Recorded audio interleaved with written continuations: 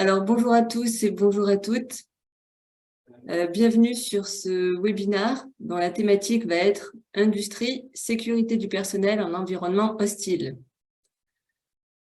Pour vous parler un petit peu de ce qui va être abordé pendant ce webinaire, les sociétés qui opèrent dans des secteurs avec des environnements hostiles doivent assurer avant tout la sécurité de leurs salariés. Et des solutions de suivi ou de tracking existent, elles sont disponibles. Elles sont basées sur diverses technologies et hautement efficaces pour des applications telles que la supervision de travailleurs isolés, la gestion des chantiers et de sites, avec l'entrée, la sortie, l'identification des zones dangereuses, par exemple, les évacuations d'urgence ou encore la prévention des accidents et épidémies. Ça, c'est ce dont on va parler pendant ce webinaire. Pour rappel, il va durer 1 heure maximum, de 11 h à midi, avec 40 minutes environ de présentation et ensuite un temps de questions-réponses. Pour ces questions-réponses, vous pouvez poser vos questions à tout moment pendant le live. N'hésitez pas, il y a l'onglet chat juste en dessous ou en dessus, en fait, en fonction de où est située votre barre Zoom. Donc, il y a un onglet chat et un onglet questions. Vous pouvez mettre votre question là où vous voulez. On répondra à tout à la fin de l'intervention de Vincent. Alors oui, le webinaire est organisé par ConnectWave et notre adhérent Vincent Lay qui interviendra comme expert. Vincent est CEO à RFID Discovery France, qui est une filiale de Paragon ID. Je vous en dirai un petit peu plus. Avant de lui laisser la parole, je vais vous présenter brièvement ConnectWave. Tout le monde n'est pas encore familier avec l'association. Alors, ConnectWave, on est une association de professionnels, des professionnels de l'IoT et de la RFID, de toutes les entreprises actives autour de la traçabilité et de l'identification de l'identité digitale des objets connectés tout au long de leur cycle de vie. On fédère un réseau de 10 000 sociétés et de 15 000 professionnels qualifiés dans l'IoT.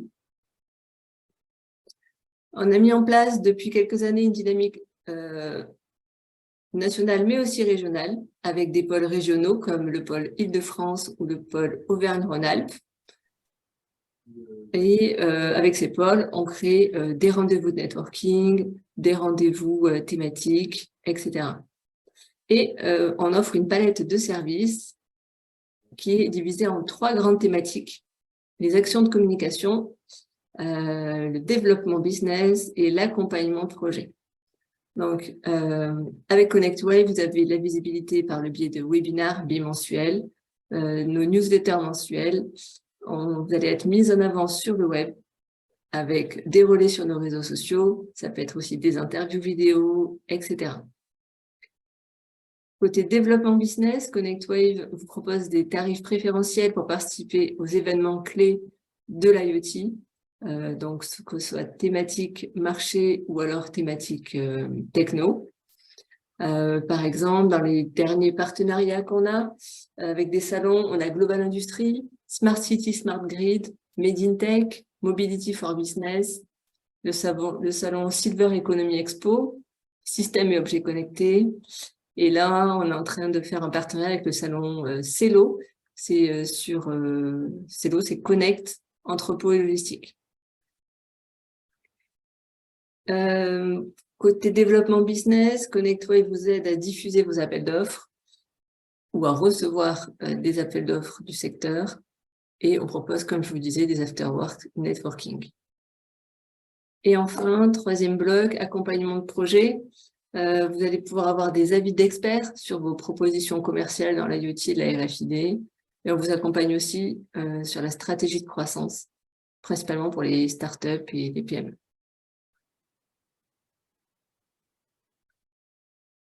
Voilà pour l'introduction. Je pense que tout le monde est arrivé.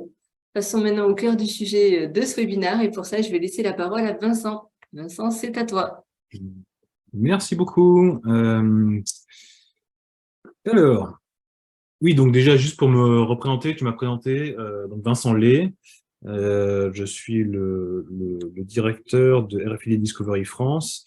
Donc, Préalablement, j'avais créé une société qui s'appelait HappyTrack, qui a été rachetée par le groupe Paragon ID en 2021.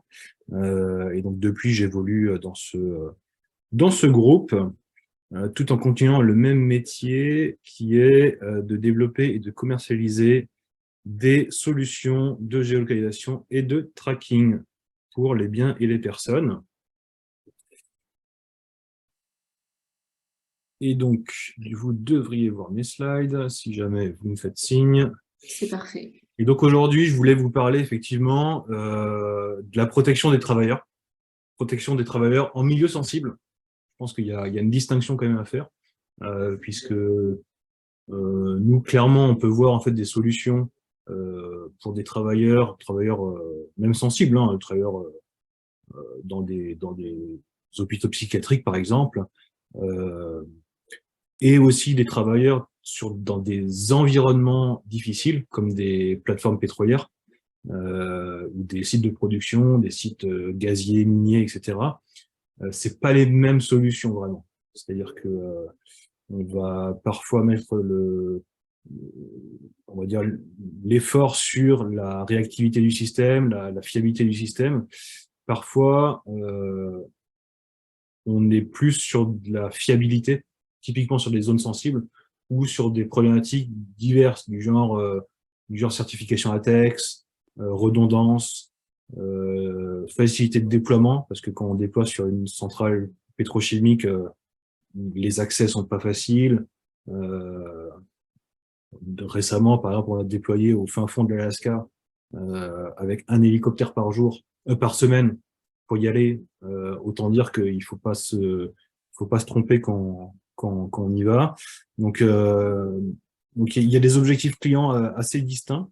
Et aujourd'hui, on va plutôt parler de l'environnement sensible. Et donc, dans notre cas, avec une grosse expertise sur les environnements pétrochimiques, oil and gas. Alors, j'utilise une présentation en anglais, mais je vais tout faire en français. Et je vais passer beaucoup de slides parce que je pense que vous êtes plus... il y a plus d'appétit en général sur les webinaires, sur les exemples et comment est-ce qu'on fait concrètement. Donc, je pense que c'est plus intéressant. Un petit mot avant de commencer sur Paragon. Donc, ça, c'est ma maison mère.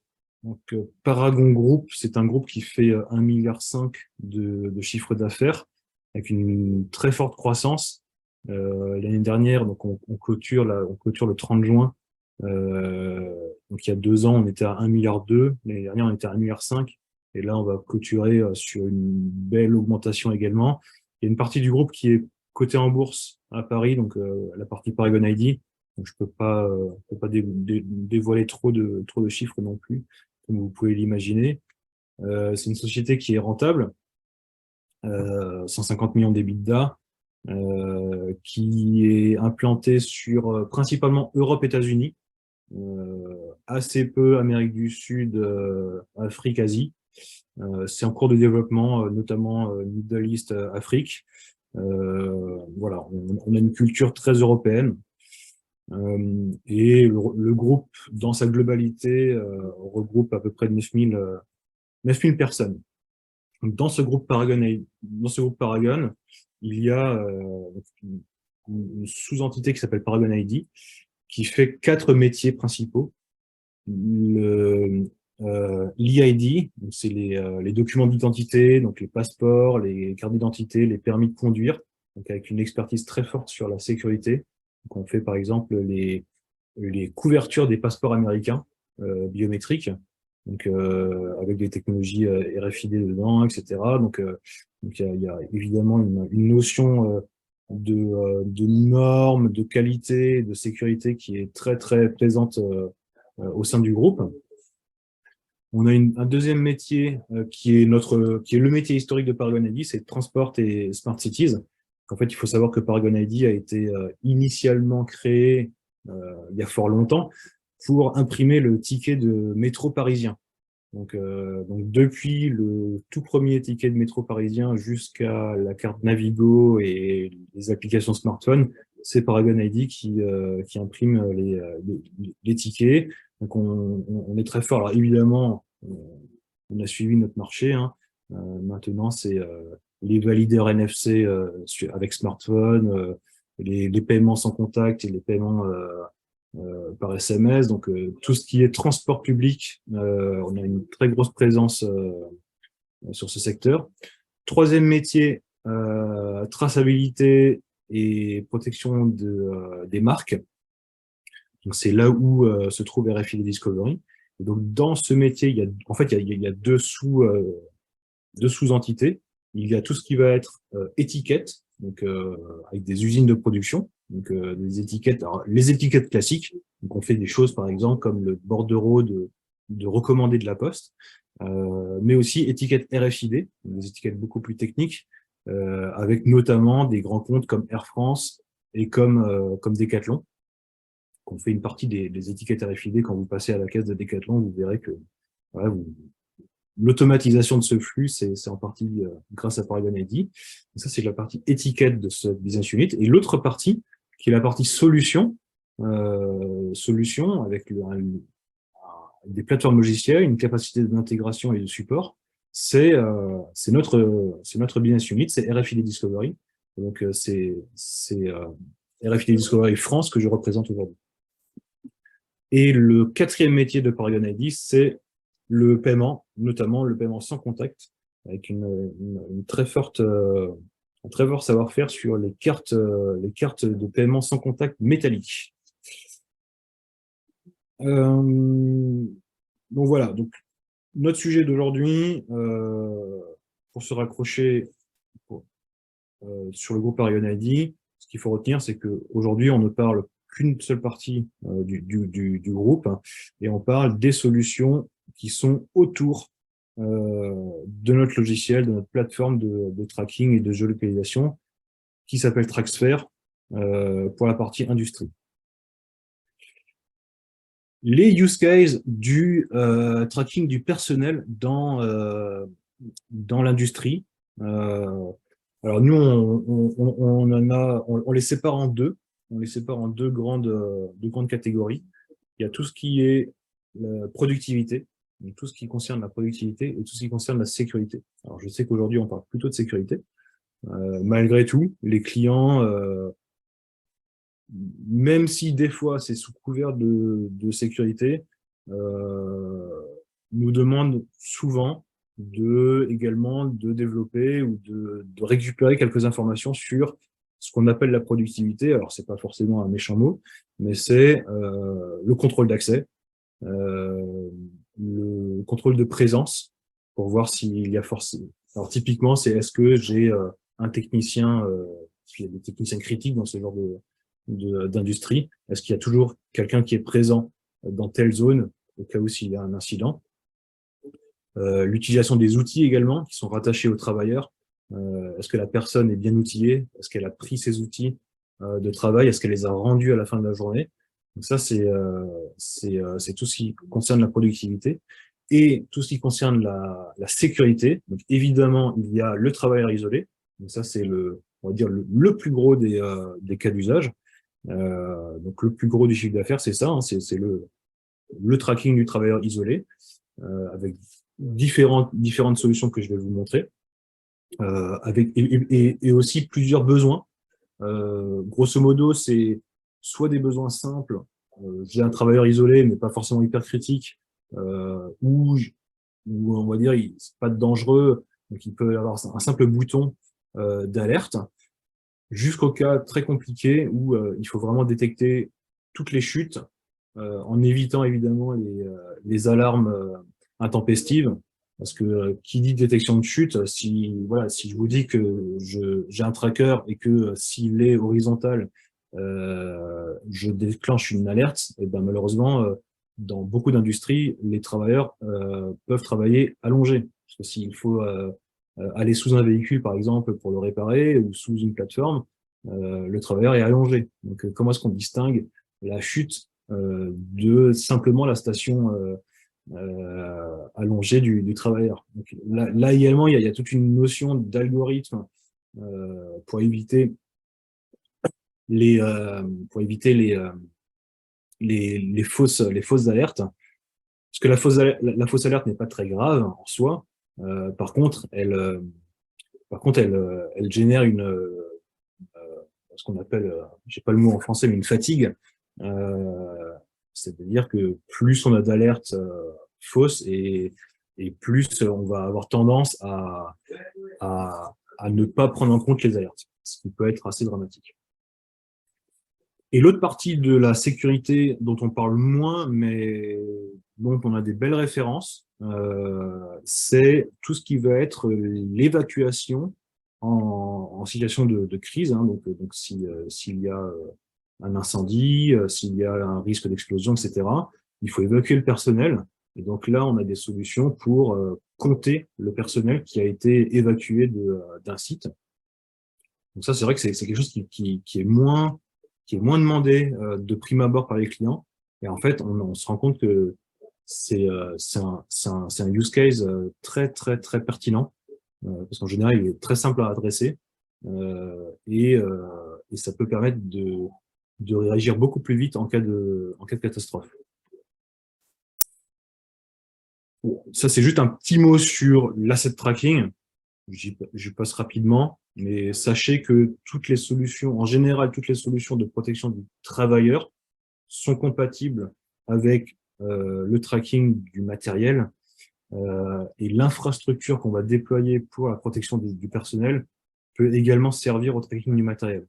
Donc ça, c'est vrai qu'en général, les clients, eh bien, ils en profitent pour implémenter des solutions d'asset tracking. Donc, par exemple, je vais aller euh, équiper une centaine de personnes sur une plateforme de badges de sécurité. J'en profite pour également faire le tracking des matériels sensibles pour savoir s'il est égaré, encore une fois, s'il sort d'une zone où il n'a pas le droit de sortir, s'il entre dans une zone interdite, etc. Ça, c'est des choses qui viennent assez naturellement en parallèle du tracking de personnes. Alors, chez RFID Discovery, on a donc notre plateforme industrielle qui s'appelle Traxfer, qui est composée de trois parties. La partie utilisateur, qui est un logiciel web, la partie application Android, pour tout type d'utilisation smartphone, et la partie back-office middleware, donc pour tout ce qui va être traitement de données, mais également connexion avec des logiciels tiers. Donc Traxfer, c'est une plateforme qui est très originale par sa modularité. Donc, ce qu'il faut retenir, c'est que elle a été développée pour s'adapter facilement à chaque client. Ça, c'est quelque chose qu'on voit énormément dans l'industrie. C'est que très, très souvent, chaque client est unique. Il a ses propres besoins de rajouter des informations particulières sur des assets, sur du personnel, etc. Euh, donc, il faut absolument avoir une plateforme modulaire. En plus, c'est une plateforme qui, la plupart du temps, est vendue en marque blanche. Donc, c'est assez pratique quand les clients veulent avoir leur logo, leur charte graphique sur la plateforme pour une meilleure intégration interne. C'est une plateforme qui répond très, très bien à ça. Et le fait également qu'elle soit en marque blanche permet aussi d'être distribuée par des différents intégrateurs. Alors ça, je vais vous le passer, je vais vous le passer, je vais vous le passer. Ça, c'est simplement pour bien expliquer. En général, c'est assez simple à comprendre qu'il y a plusieurs niveaux de logiciels.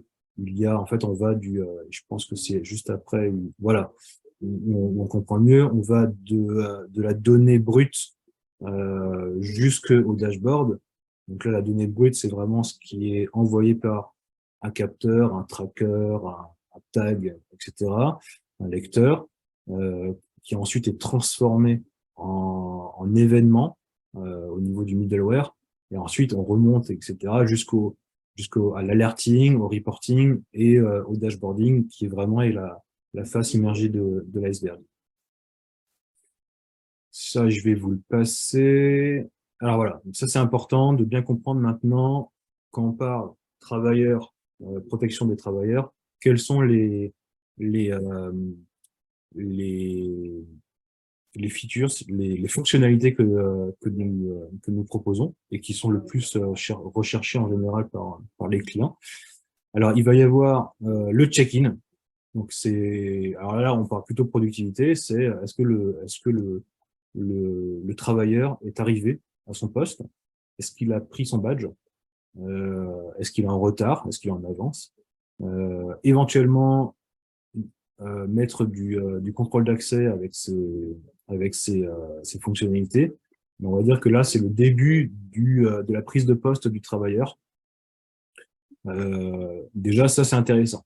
C'est à quel moment le travailleur prend son badge, allume son badge. Ensuite, on va voir tout ce qui va être geofencing. Donc ça, c'est avoir des alertes qui peuvent être visuelles. Ça peut être des gyrophares, mais aussi ça peut être des mails, des SMS, des appels téléphoniques, pour savoir est-ce que le travailleur est rentré ou est-ce qu'il est sorti d'une zone. Alors là, le cas le plus emblématique que j'ai, c'est centrale nucléaire. Vous avez une zone critique, difficile d'accès. Ce qui est important là-dedans n'est pas forcément est-ce que la personne rentre, mais est-ce que la personne sort, pour éviter d'oublier quelqu'un dans cette zone critique. Donc là c'est typiquement le genre de cas où on peut mettre en place des alertes. Après X temps, si la personne n'est pas sortie, on envoie une alerte. Le management d'équipe, donc ça c'est une plateforme qui permet aussi de bien configurer les équipes, les managers, etc. Le management des tournées, donc ça c'est sur des très grands sites. En général, les clients ils nous demandent de voir également les zones où les travailleurs se déplacent le plus pour des questions d'optimisation, de rangement. Donc voilà, si quelqu'un n'arrête pas de faire les allers-retours, et parfois c'est plusieurs kilomètres par jour pour aller chercher du matériel, ben, il faut pouvoir changer l'organisation du site. Les assets de production, donc voir comme ce que je vous disais, les outils par exemple, l'outillage, est-ce que les personnes ont bien pris leurs outils?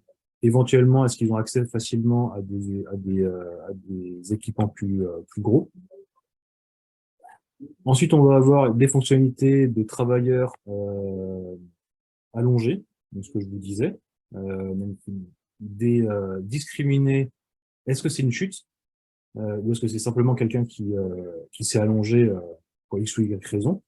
Alors éventuellement, on a par exemple des boutons pour désactiver temporairement cette fonctionnalité. On va avoir tout ce qui est alerting, évidemment, et tout ce qui va être log et rapport pour les services de sécurité et qualité des sites pour qu'ils aient une traçabilité. Alors, ça, c'est un exemple de rendu sur l'identification de personnes sur une plateforme Chevron.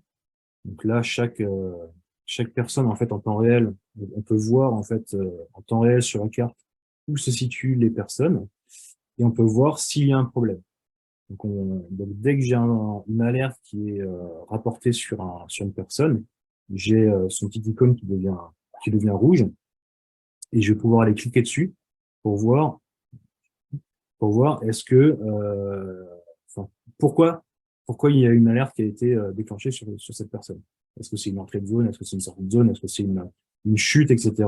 Donc là, je vais pouvoir avoir ce dashboard avec un rappel des alertes en haut à droite pour aller plus vite. Là, c'est la même vue, mais en mode tableau. Donc là, par exemple, on voit qu'il y a un badge qui a plus de batterie. Donc là, c'est pareil, ça c'est une alerte, c'est tout aussi grave. Ça demande une action, parce que il y a la plupart du temps, et surtout sur les personnes isolées et les chutes, on est sur des tags actifs. Il faut bien gérer les batteries et les piles. Donc voilà le premier cas. Alors, je vais vous passer tout ça. Ça, c'est juste pour dire qu'on peut s'intégrer avec énormément de choses. Je vois le temps qui passe légèrement, donc je vais vous montrer le matériel qu'on utilise. Donc, en gros, on a deux familles. Le matériel passif et le matériel actif. Donc, le passif, c'est des tags RFID qu'on va mettre sur un équipement ou sur un badge ou éventuellement au poignet d'un travailleur. Et l'application en fait de ce RFID passif, c'est du comptage. On peut faire de la géolocalisation, mais c'est pas fait pour. Donc nous, on ne recommande pas de le faire. C'est des applications vraiment de comptage. Et typiquement, c'est du comptage de travailleurs qui rentrent sur site. Donc là, par exemple, ça, c'est un grand portique. En fait, c'est la porte d'entrée du site. Donc là, on sait combien de travailleurs sont passés par le portail. Et donc, à la fin de la journée également, combien en sont sortis. Et on peut savoir s'il y en a un qui reste. Donc ça, c'est un cas qui a été très, très intéressant parce que comment dire, c'est relativement facile à implémenter dans le sens où en fait, un tag RFID, ça coûte pas grand-chose, donc on peut le mettre sur beaucoup d'équipements. Donc on le met en général sur les EPI des travailleurs, donc casque, gants, chaussures et, euh, vêtements. Et ensuite, on compte. Donc le tag est encodé avec l'identité aussi du personnel. Et donc on compte les gens qui rentrent, on compte les gens qui sortent, et ça permet de vérifier qu'il n'y ait pas quelqu'un sur site à la fin de la journée. L'autre utilisation très très intéressante des RFID passifs, c'est le point de rassemblement. Donc le point de rassemblement, en fait, ce qu'on fait, c'est que en général, ça c'est bien identifié sur les sites sensibles, des points de rassemblement en cas d'évacuation ou de catastrophe. Et bien, en fait, on va rajouter des lecteurs sur ces points de rassemblement et on va pouvoir compter immédiatement combien de personnes se sont rassemblées. Et donc là, voilà, donc là vous voyez, hein, c'est des maquettes 3D de ce qu'on a pu livrer. Donc là, c'est évidemment à la place d'avoir le comptage manuel quand vous faites des exercices d'évacuation incendie, le comptage manuel de personnes en évacuation, et ben là vous avez un comptage automatique qui est instantané et qui permet d'aller beaucoup beaucoup plus vite pour les responsables sécurité. Donc ça vraiment c'est quelque chose que honnêtement on avait relativement sous-estimé ce cas et c'est très apprécié des clients.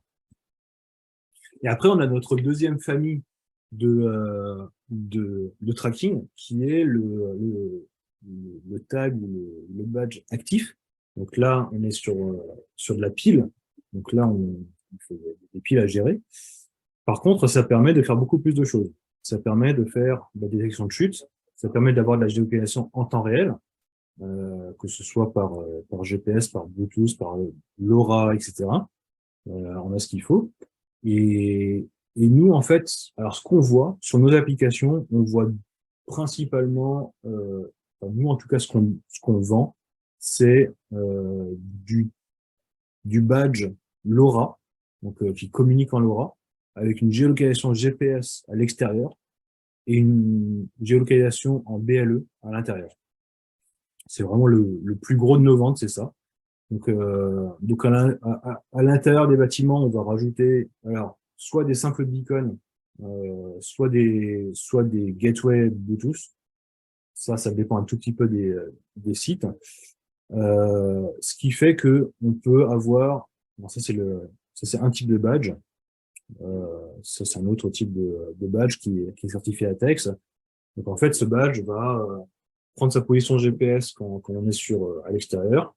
Et quand on est à l'intérieur, il va prendre les beacons qui sont installés sur site. Alors typiquement, là, on a fait en mars, on a fait un sous-marin, donc une usine de fabrication de sous-marins. Évidemment, on ne peut pas capter le GPS dans le sous-marin, donc on va mettre des beacons à l'intérieur du chantier pour pouvoir géolocaliser à l'intérieur du sous-marin. Et la communication se fait en LoRa. Alors pourquoi on a choisi ça? C'est pas forcément pour la consommation électrique, même si ça aide, mais c'est surtout parce que on maîtrise la couverture radio.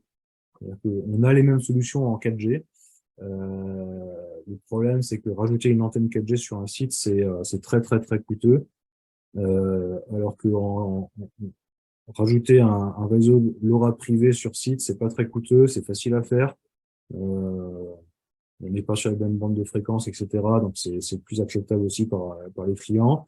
Voilà, c'est vraiment pour cette question, encore une fois, de praticité de déploiement qu'on choisit cette technologie-là. Bon, ça, c'est des images des antennes. Ça, je vous le passe. Je vous le passe. Ça, c'est des dashboards. Ça, c'est exactement ce que je viens de vous dire. Je passe. Je passe. Je vais arriver sur... Ça peut être intéressant. Ça, c'est à peu près la durée d'un projet pour équiper des travailleurs. En général, on compte entre 1 et 4 semaines de définition du cahier des charges, entre 3 et 8 semaines pour l'approvisionnement et le paramétrage du matériel, entre 2 et 4 semaines en parallèle pour le paramétrage du logiciel, et ensuite 1 semaine d'installation sur site. Donc, c'est des projets qui peuvent se faire assez rapidement. En 2-3 mois, on a un client qui est livré fonctionnel. Et donc, je finis sur mes petits exemples. Alors, premier exemple, donc là, on est sur une usine chimique, donc chez Dow, aux Pays-Bas. Donc c'est plus qu'une usine en fait. En fait, ils disent que c'est 16 usines, mais sur un même site. Bon, le site, il fait 4 km², il fait 2 km fois 2 km. Donc c'est immense. Avec pas mal de zones ATEX en zone 2 et 1. Et donc là, on a équipé tout le site en antenne LoRa et en tracker personnel, donc GPS et LoRa, avec certains endroits couverts en Bluetooth. Alors, pas tous, évidemment, mais les endroits les plus critiques indoor, on les couvre en Bluetooth. Et donc là, vous voyez du live tracking en bas, les dashboards en bas à droite. Donc là, c'est vraiment les travailleurs isolés sur un site très très grand qui ont été la cible. Là, on a une solution qui est assez similaire, mais sur un site plus compact, mais beaucoup plus métallique. Donc ça, c'est chez Shell. Donc là, ce qu'il faut voir, c'est que on a réussi, mais c'était pas une mince affaire. Je ne sais pas si vous voyez la photo qui est en haut à droite, mais grosso modo, et on domine aussi en bas à droite, mais en fait, ce qu'il faut imaginer, c'est que tout ça, c'est rempli de tuyaux et de structures métalliques. Et évidemment, les technologies radio n'aiment pas du tout le métal. Et en fait, on a réussi à avoir une couverture intégrale du site. Et du coup, les travailleurs, ils peuvent appuyer sur le bouton SOS à n'importe quel endroit, que ce soit à l'intérieur ou à l'extérieur, et l'alerte est remontée. Donc ça, le challenge n'était pas la taille du site, mais c'était vraiment la densité et la densité métallique du site. Là, on est sur un sur un site. Alors ça, c'était mon exemple de point de rassemblement. Donc ça, c'est un site au Moyen-Orient, très grand. Et là, on a équipé notamment en point de rassemblement. Donc là, on voit qu'il y a 2 gros points de rassemblement en vert. Donc ça, non, 3, non, 4, un par point cardinal. Donc ça, c'est les zones sur le logiciel. En fait, on crée ces zones. On crée ces zones. Il y a des lecteurs qui sont rattachés aux zones.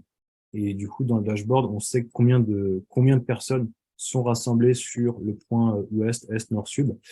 Et donc là, évidemment, les services de sécurité sont hyper intéressés par ce genre de process. Là, c'est encore du tracking indoor. Alors là, c'est assez similaire à Shell. Pas mal de métal, très indoor. Donc là, notre retour d'expérience là-dessus, c'est que mine de rien, la techno LoRa passe quand même bien. Passe bien.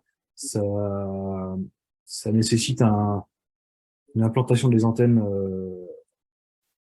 comment dire, assez de contraintes. Il faut quand même que les antennes soient bien choisies, les lieux d'implantation soient bien choisis, mais au final, on y arrive. Ça, voilà. Après, ça parle plus de travailleurs ensuite. Donc voilà un petit peu les exemples, les présentations. Bon, après, vous avez des tableaux de bord dans tous les sens.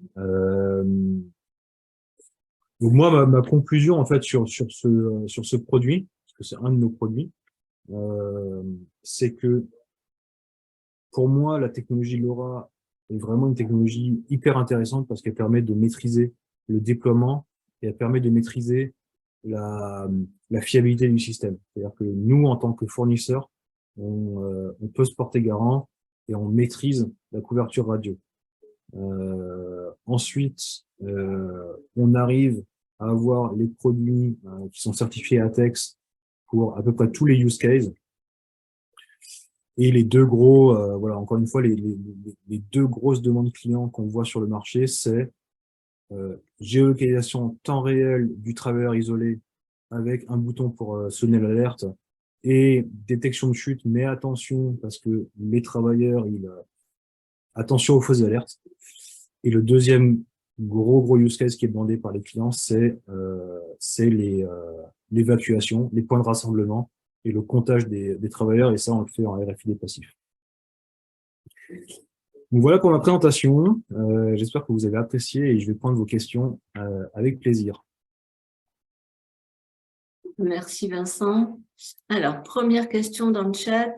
Bonjour. Quels sont les bénéfices de voir en 3D les incidents plutôt que sur une map simple? Alors, en fait, nous, ce qu'on fait, c'est que c'est vrai que je pense que la question est reliée à une photo de site qui est légèrement en 3D. En fait, ça, c'est juste une image du site. En fait, nous, notre représentation est en 2D. La plupart du temps, c'est sur une carte, c'est sur une carte 2D. Par contre, par étage. Ça, c'est important. C'est-à-dire que la représentation, c'est un plan en 2 dimensions, mais par contre, un plan par étage. Et ça, évidemment, c'est hyper important parce que par exemple, j'ai un travailleur isolé sur une plateforme, le géolocaliser à 1 mètre près en horizontal, entre guillemets, ça me fait une belle jambe si je connais pas l'étage. Donc, il faut absolument avoir la position verticale. Sur la position verticale, il y a un autre enjeu aussi, qui est le travail en hauteur. Donc là, c'est pareil. On a eu pas mal de clients qui ont besoin de ça, même si c'est pas indoor, ils ont besoin d'avoir une notion. Alors, en général, c'est difficile à avoir. Ils ont besoin d'avoir une notion de l'altitude du travailleur. Pourquoi? Parce que il peut y avoir des travailleurs, par exemple, qui font des malaises dans des nacelles. Ils doivent avoir une idée. Est-ce que le travailleur que je vais aller secourir, est-ce qu'il se trouve au sol ou est-ce qu'il se trouve à 10-15 mètres de haut? Ok, merci. Si ça n'a pas répondu ou vous voulez des précisions, n'hésitez pas à nous le mettre dans le chat. D'autres questions. Est-ce que votre solution respecte la RGPD? Oui, bien sûr. En tant qu'entreprise européenne, on en est obligé. C'est la loi. Alors, la RGPD, en fait, ce qu'il faut voir, c'est qu'on a il y a deux questions là-dedans qui se mélangent et qui sont pas pertinentes RGPD, mais c'est les questions des clients. C'est vrai que les clients nous disent toujours RGPD. Bon, mais ils mélangent aussi un petit peu intrusion dans la vie du travailleur. Donc, la RGPD pure et simple, entre guillemets, c'est facile. C'est facile. Il faut qu'on déclare les données personnelles qu'on manipule et il faut qu'on puisse les supprimer à la demande. Et il faut qu'on puisse démontrer qu'on les traite de manière sécurisée. Donc ça, on le fait. On est d'ailleurs certifié sur plusieurs normes ISO. Euh, et donc ça, sur tout ce qui est données personnelles, on le fait. Et par contre, la question sous-jacente qui est souvent posée, c'est plutôt euh, qu'est-ce que vous faites du tracking des personnes? Parce que c'est pas du flicage. Et là, en général, ce qu'on fait, c'est que on laisse la main au client d'activer ou désactiver le tracking temps réel. Et ça, c'est quelque chose qu'on peut faire. Donc, vous avez le badge et vous le réglez. Soit le travailleur est traqué en temps réel, soit il est traqué uniquement si il y a une alerte. Donc, s'il appuie sur le bouton ou s'il y a détection de chute. Et en général, on règle ça sur 15 minutes, c'est-à-dire que s'il appuie sur le bouton, il a un tracking en temps réel pendant 15 minutes. Et le reste du temps, il n'a pas de tracking. Ça, en général, c'est une réponse qui rassure bien les clients. Ok. Est-ce que votre solution, elle fonctionne partout dans le monde? Oui, oui, elle fonctionne partout dans le monde puisqu'elle est basée sur une technologie LoRa qui a toutes les. Donc on peut utiliser les bandes de fréquences de chaque région du monde. Il y en a 3 si je dis pas de bêtises, peut-être un peu plus Taïwan. Mais oui, oui, la réponse c'est oui, ça fonctionne partout dans le monde. On a même, alors, quand on n'est pas en LoRa, on a aussi des dispositifs en 4G avec des cartes SIM qui permettent du roaming et qui ont été testés dans quasiment tous les pays, même des pays entre guillemets un peu exotiques. Euh, ça, ça passe. On a des clients et on a des clients très éloignés. Donc on a des clients. Je pense que le pire qu'on ait fait, c'est un site en Alaska, mais vraiment isolé de tout. C'est-à-dire qu'en gros, il faut qu'on prenne l'avion dans la ville la plus éloignée de l'Alaska, et ensuite encore 1 heure d'hélicoptère pour aller sur le site. Ça, je pense que c'était un peu près, ça nous a poussé dans nos retranchements, ça, un petit peu. Mais oui, oui, ça fonctionne partout. Super. Alors, j'ai une question qui fait suite à la question sur la 3D. Du coup, pour avoir la hauteur, la 2D suffit pour indiquer la nature de l'incident. Donc, est-ce que ça suffit? Précision sur la chute. Oui, en fait, alors, en fait, dans cette question, je pense qu'il y a, parce que je vois aussi pourquoi photo de l'environnement plutôt qu'une map 2D. En gros, je vais peut-être repartager mon écran, ce sera beaucoup plus clair.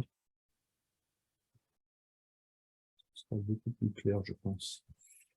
Je pense que vous faites référence à une des premières que j'ai montrées, ça. Oh, zut, je suis allé trop vite. Non, je suis perdu. Je vais y arriver. Voilà, ça. Ça, c'est purement illustratif. C'est purement illustratif et le client, en fait, il voulait cette représentation qui est une de ces multiples représentations parce qu'en fait, le PC sécurité maîtrisait mieux cette vision que la carte. Parce que ils sont habitués, ils savent que telle antenne ici, tel pylône, ils connaissaient mieux. Ça, c'est le client qui choisit. Ça, c'est vraiment comment dire, c'est juste une représentation.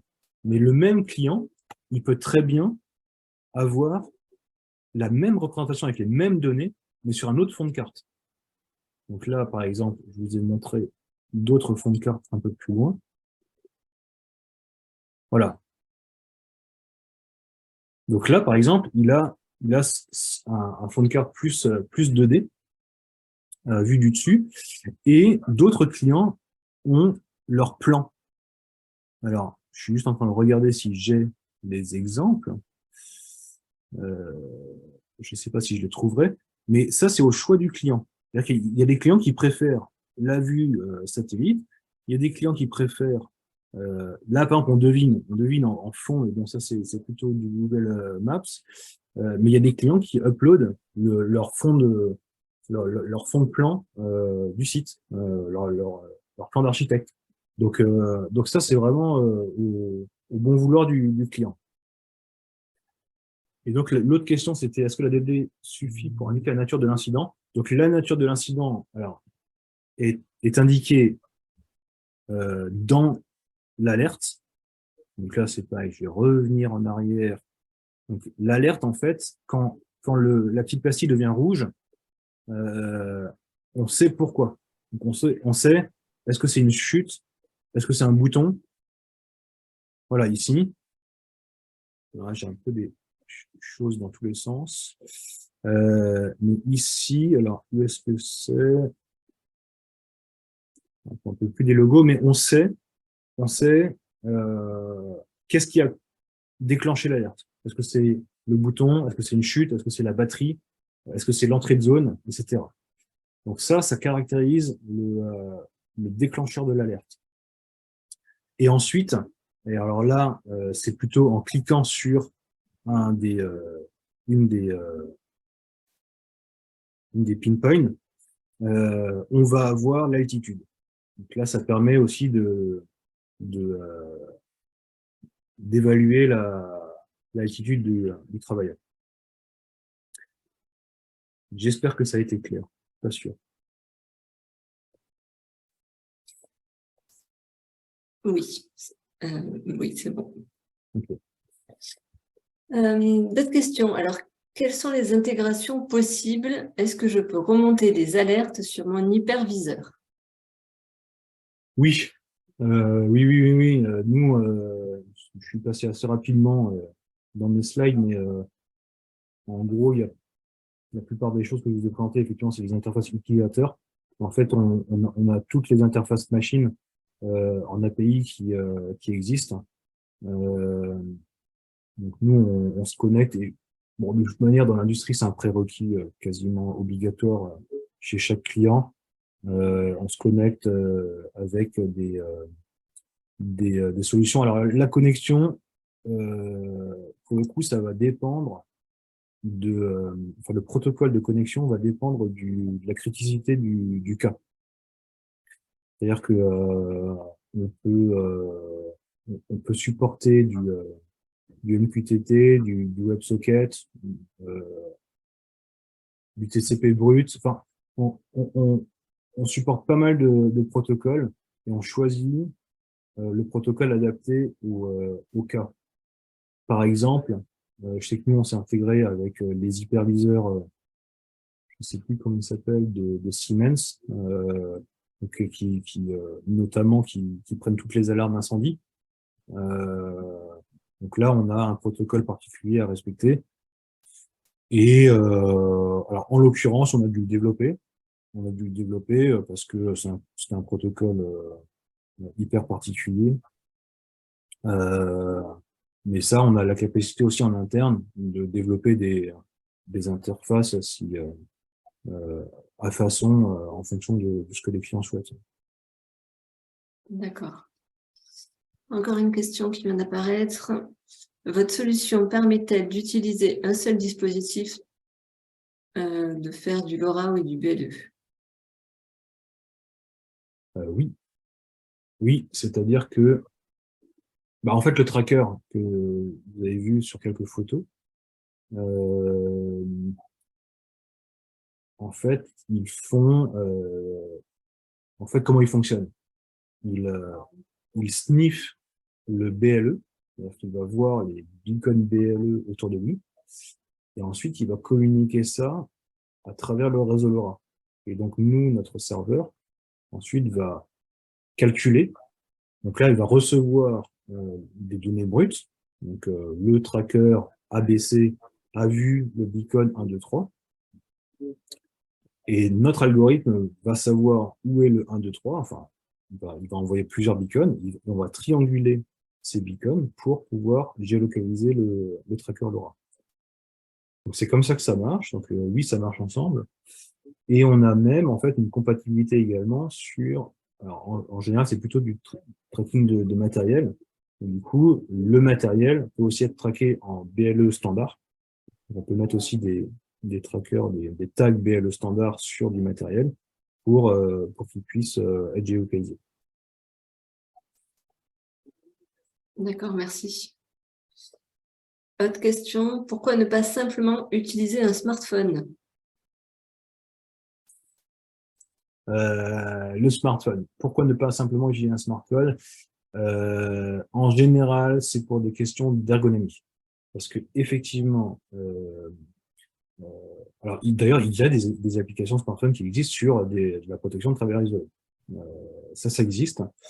Euh, Par contre, il va y avoir plusieurs problèmes. Dans notre cas de zone sensible, il va y avoir le problème de la sécurité du smartphone lui-même. Donc, est-ce qu'il est ATEX, etc. En général, c'est pas si simple d'installer une application dans ces cas-là, puisque aussi on sait aussi que les certifications dépendent des applications, donc du logiciel qui est dans le smartphone. Mais moi, ma réponse, c'est surtout l'ergonomie. C'est-à-dire que le smartphone, parfois, c'est pas si simple d'appuyer sur un bouton, en fait. Puisqu'il n'y a plus de bouton sur le smartphone. Donc, nous, ce qu'on voit, c'est que les travailleurs, en fait, les badges, ils les portent à la ceinture, quasiment tout le temps. Euh, et c'est beaucoup plus facilement accessible que leur smartphone qui est dans une poche. Ok. Hop. Je vous mets le lien pour les prochains webinaires si vous voulez vous inscrire. Et j'ai une dernière question. Est-ce que vous travaillez avec des partenaires revendeurs? Eh ben oui, oui. Je sais pas qui pose la question, mais en tout cas, je l'invite de me contacter. Euh, oui, on travaille beaucoup avec des partenaires revendeurs. Ça n'a pas été toujours notre cas, en tout cas pour mon histoire personnelle à moi. Pourquoi? Parce que quand on développe en fait des technologies un peu innovantes, c'est bien d'être en direct avec les clients, au moins au début, parce qu'il faut finir le produit, il faut avoir les feedbacks clients au début, en direct. Donc ça, historiquement, c'est parti plutôt comme ça. Et par contre, aujourd'hui, on a tout un programme de revente, de vente par des distributeurs et des intégrateurs. Et donc ça, nous, on est 100% câblé pour accueillir ce genre de relations. Ça existe déjà. On a déjà des revendeurs, euh, plutôt, on va dire plutôt dans le monde, pas forcément très très développés dans nos marchés historiques, hein, qui sont nos marchés historiques, c'est France et Royaume-Uni, pour être clair, et Espagne. Donc sur ces trois marchés-là, on a un peu moins de partenaires, mais on est tout à fait euh, ouvert à en avoir. Et par contre, à travers le monde, je pense notamment Allemagne, États-Unis, Australie, on a des partenaires qui revendent et on est organisé et on est pricé pour ça également. Ok. Et je viens de voir qu'il y avait un dernier message. Alors, Florence qui demande « Autonomie de la batterie GPS LoRa BLE, de la balise, pardon, et batterie. » Alors, l'autonomie, c'est une question qui est difficile parce que ça dépend énormément du cas d'usage. La plupart du temps, on dit 1 an. Au client final, on dit 1 an parce que sur une utilisation standard, quand je dis standard, c'est que on appuie sur le bouton d'alerte éventuellement une fois par mois pour les exercices. Il n'y a pas des actions tous les jours. Donc, on a quelques positions GPS, etc. Voilà. On dit 1 an, en général, c'est plus, hein. Mais sur des cas critiques comme ça, on prend énormément de précautions. Et ça dépend énormément du cas d'usage. C'est-à-dire que ce qui va consommer le plus et de loin, c'est la prise de position GPS. Et en fait, une prise de position GPS, pour vous donner un ordre de grandeur, ça varie entre 15 secondes et 2 minutes. C'est-à-dire qu'en fonction de mon environnement, parce que je suis en plein air avec rien autour de moi, c'est hyper rapide de prendre une position GPS. Est-ce que je suis en ville avec des immeubles autour de moi, ou est-ce que je suis dans une plateforme chimique avec du métal, avec des passages et tout autour de moi? En fonction de tout ça, ce qu'on appelle le fixe GPS, donc le temps que met la puce pour déterminer sa position, varie de 30 secondes. Alors, je dis 2 minutes parce qu'en fait, 2 minutes, après 2 minutes, on abandonne, tout simplement. Ça consomme trop. Et du coup, c'est ce temps-là multiplié par la consommation de la puce GPS, qui est de loin ce qui consomme le plus, qui va déterminer la durée de vie. Donc, grosso modo, on va dire que l'ordre de grandeur pour prendre des précautions, c'est 1 an. Et ça va varier entre, dans les faits, une petite année à 3 ans à peu près, en fonction des cas. Merci. Avec par contre toujours, ça c'est obligatoire, toujours une remontée au minimum quotidienne du statut du device pour avoir sa trame, ce qu'on appelle la trame de santé. Donc, est-ce que ça fonctionne bien? Est-ce que la batterie, à quel niveau est la batterie? Donc ça, c'est obligatoire. Tous les jours, on remonte un message pour avoir l'état du device. Et si jamais la batterie est faible, on alerte. D'accord. Merci. Merci Vincent. Il y a une dernière question. Après, si vous avez des questions supplémentaires, on arrive au temps limite du webinaire. Vous pourrez poser vos questions à Vincent en direct. Pour rappel, moi, je vais vous envoyer le replay du webinaire et vous pourrez aussi me demander ses coordonnées si vous avez besoin. Alors, dernière question. Si on peut intégrer vos API dans le cadre d'un partenariat, est-ce que ça peut être en marque blanche? Oui. Oui. Et d'ailleurs, je l'ai passé rapidement dans la présentation, mais oui. Et d'ailleurs, vous avez vu dans les captures d'écran qu'en général, la plupart du temps, c'est aux couleurs du client. Donc oui, marque blanche, on peut faire, on sait faire. La plateforme Traxer est faite pour ça. Et l'intégration des API, alors je ne sais pas si c'est exactement la même question, mais c'est également oui. J'imagine que la question est un peu liée à des partenaires qui pourraient avoir leur propre plateforme de tracking. Là, on discute ensemble. C'est vrai que nous, notre savoir-faire est quand même beaucoup sur la plateforme. Et il faut rentrer dans le détail, quelle partie de la plateforme on souhaite intégrer ou pas. Mais en tout cas, sur la marque blanche, la réponse est oui, on le fait très souvent. Très bien, merci. Merci à tous d'avoir participé au webinaire. Pour rappel, le prochain, ce sera jeudi prochain, donc le 22 juin à 11 h. La thématique IoT, certificat et sécurité des puces. Merci à tout le monde d'avoir participé et à bientôt. Merci. Bonne journée à tout le monde. Merci, au revoir.